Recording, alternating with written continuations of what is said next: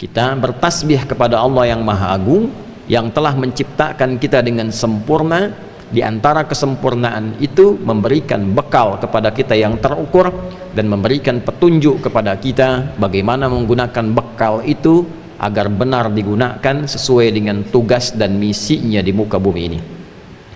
Maka ada di antara kita yang bekalnya dominan pada pengetahuannya, diberikan oleh Allah ilmu dan dia berdoa, Rabbi zidni ilma, ya Allah tambahkan aku pengetahuan. Semakin bertambah ilmu bukan hanya menjadikan kita sebagai manusia yang pintar, tapi tingkat tertinggi dari manfaat ilmu itu adalah mampu mengenalkan dan mendekatkan kita dengan Allah Subhanahu wa ta'ala. Jadi bila ada orang yang semakin pintar tapi tidak kenal dengan Allah, artinya ada yang salah dengan penggunaan bekal keilmuannya itu. Innama yakhshallaha min ibadihil ulama'u. Demikian ditegaskan di Al-Quran surah Fatir surah 35 di ayat ke-28 itu. Innama adatul hasri, huruf pembatas. Sungguh orang-orang yang kenal Allah sehingga merasa takut terawasi, karena takut dan terawasi itu menggunakan seluruh bagian tubuhnya untuk mendapatkan keridhaan Allah. Lisannya takut berbicara yang kotor karena merasa didengar oleh Allah, diawasi Allah.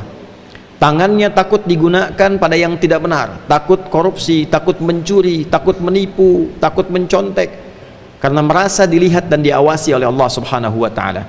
Sifat tertinggi kenal Allah sehingga menghadirkan rasa takut pada yang positif itu disebut dengan khasyah. Pemilik khasyah itu ternyata adalah ulama, orang-orang yang diberkahi oleh Allah dengan ilmunya. Tingkat tertinggi ilmu itu adalah mendekatkan diri kepada Allah, yang dengan kedekatan itu dibimbing ilmunya melahirkan perbuatan-perbuatan dan putusan yang bermanfaat.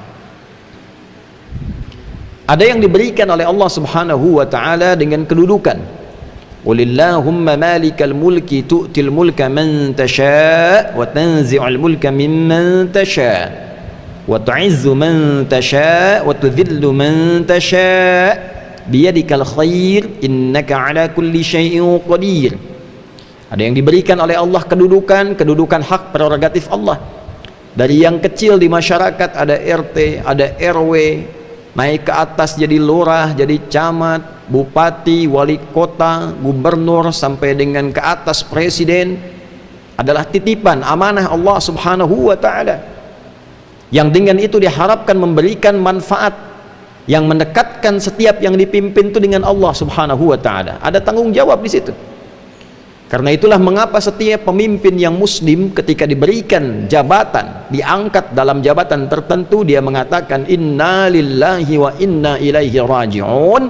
Kalimat itu kepasrahan untuk menyerahkan titipan itu dalam bimbingan Allah, sehingga selama periode ia menjabat dibimbing dari ujung kepala sampai kakinya untuk melahirkan putusan-putusan yang diridhai oleh Allah Subhanahu wa ta'ala. Ada yang diberikan oleh Allah Subhanahu wa ta'ala bekal dari harta benda, supaya dengan itu bisa ibadah kepada Allah. Ditingkatkan hartanya, diberikan kelebihan, bukan ingin mengangkat derajat, sekedar disebut dengan sifat duniawi sebagai orang kaya. Crazy rich, dari kota A, kota B, provinsi A, provinsi B, negara C, negara D. Bukan itu. Kalau cuma sekedar gelar yang melekat, itu hanya menjadi hukum dunia. Sementara kita akan pulang ke akhirat, maka butuh persiapan bekal akhirat. Maka status itu tidak akan bernilai di hadapan Allah sepanjang tidak digunakan bekal itu untuk beribadah kepada Allah Subhanahu wa ta'ala. Itulah sebabnya kemudian ada hukum-hukum yang mengatur harta untuk ibadah. Ada zakat di Quran surah 9 ayat ke-60 dengan 8 golongannya. Innamas sadaqatu lil fuqara wal masakin wal 'amilina 'alaiha wal mu'allafati qulubuhum wa fir riqab wal gharimin wa fi sabilillah wa ibnis sabil, dan seterusnya ayat. Ada mengajak ibadah keluarga dengan harta supaya keluarga dekat dengan Allah. Wa bima anfaqu min amwalihim, Quran surah keempat ayat 34. Ada melihat kemudian orang tua, kerabat terdekat, anak yatim, orang-orang miskin, Quran surah kedua ayat 215. Yas'alunaka madza yunfiqun qul ma anfaqtum min khairin falil walidain wal aqrabin wal yatama wal masakin wa ibnis sabil. Ada lagi ibadah umum dengan harta untuk kemaslahatan bersama umat yang banyak. Al-Baqarah ayat 261. Bisa infak untuk sekolah, untuk pesantren, untuk jalan, untuk kehidupan.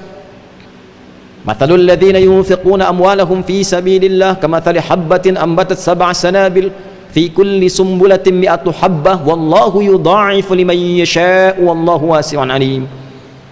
Ada yang keempat, diberikan tenaga, bukan untuk disebut sebagai orang paling kuat di bumi, orang yang tenaganya paling ekstra, bisa mengangkat beban di luar kadar kemanusiaan biasa, bisa berlari melebihi kecepatan singa misalnya. Bukan status ini yang ingin dibanggakan. Apakah tenaganya bisa digunakan untuk ibadah? Lihat bangun malamnya, lihat bacaan Al-Qur'annya, lihat tilawahnya, lihat puasanya.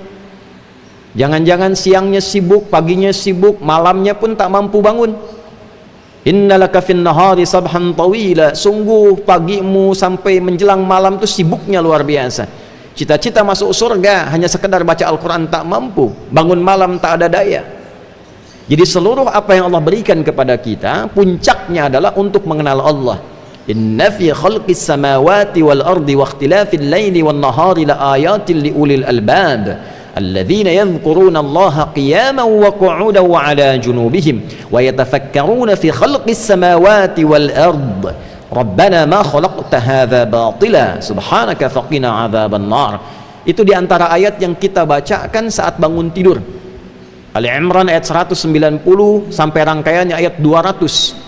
Demikian disampaikan dalam Sunan Abu Daud nomor hadis 1367, tersambung riwayatnya pada sahabat junior Ibnu Abbas radhiyallahu taala anhuma saat mengamati kebiasaan Nabi bangun dari tidur. Itulah ulul albab, orang yang paham tentang kehidupan, orang yang mengerti untuk apa hidup. Tanyakan pada diri kita, untuk apa kita hidup? Kenapa ada di dunia ini? Setelah meninggal mau kemana? Nah, maka orang-orang yang paham tentang esensi hidup disebut dengan ulul albab. Dia mengerti bagaimana cara hidup dan dia gunakan bekal hidup yang telah dia ketahui untuk beribadah kepada Allah. Tinggal memilih. Tidak usah cemburu kepada yang banyak harta, tidak usah cemburu kepada yang banyak ilmu, tidak usah cemburu kepada yang tinggi jabatan, yang kuat kemudian tenaganya. Cukup kita mau pilih dari empat itu, pilih yang mana supaya optimal ibadah kepada Allah Subhanahu wa taala. Ikhtiarkan.